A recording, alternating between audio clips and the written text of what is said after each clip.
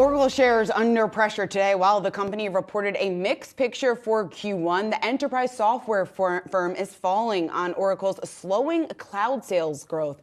The stock falling as much as 10% here in pre-market trading this morning after Oracle saw cloud revenue rising 30% on the year, but ultimately represented a slower rate than previous annual quarters here when we take a look at some of those previous reports. Now, investors are underwhelmed by Oracle's latest financial results as more software companies are reducing their spending on cloud services amid economic uncertainty. So we're seeing that pressure on the stock here ahead of the open, Brad. And I think this is really it's what we've talked about before, and it's turning into the show me story, right? When it comes to AI, so much excitement has already been priced into these stock. When you take a look at Oracle's performance since the start of the year, it's outperformed many of its peers.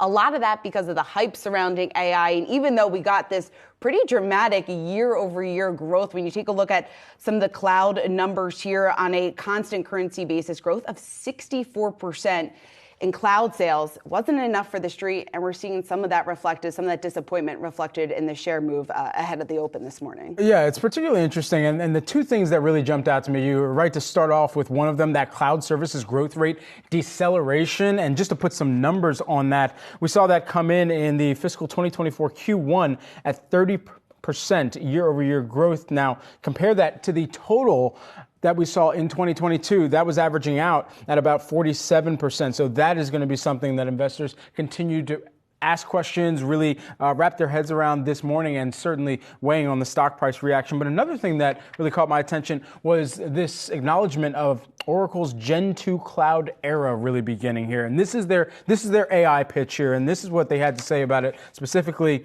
Larry Ellison saying, "Is generative AI the most important new computer technology ever? Maybe."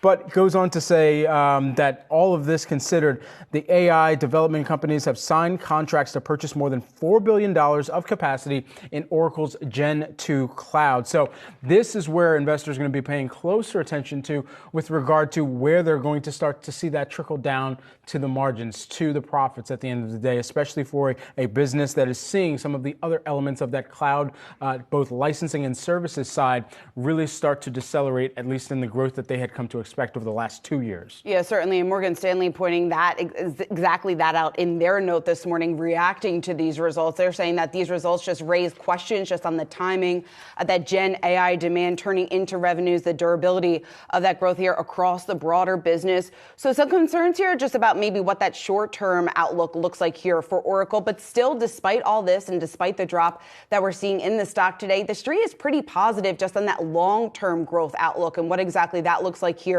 for Oracle. Jefferies coming out saying that it was a lackluster beat here in Q1, more about seasonality than anything fundamental. And they think that cloud momentum will continue to build here, and are actually pretty positive here, looking out at some of the longer term growth aspects or growth targets here for Oracle. So maybe some short-term pain here, but long-term gain. At least that's what the street sees at this point. It's all coming down to AI, how they're able to monetize it, and how quickly they're able to do just that.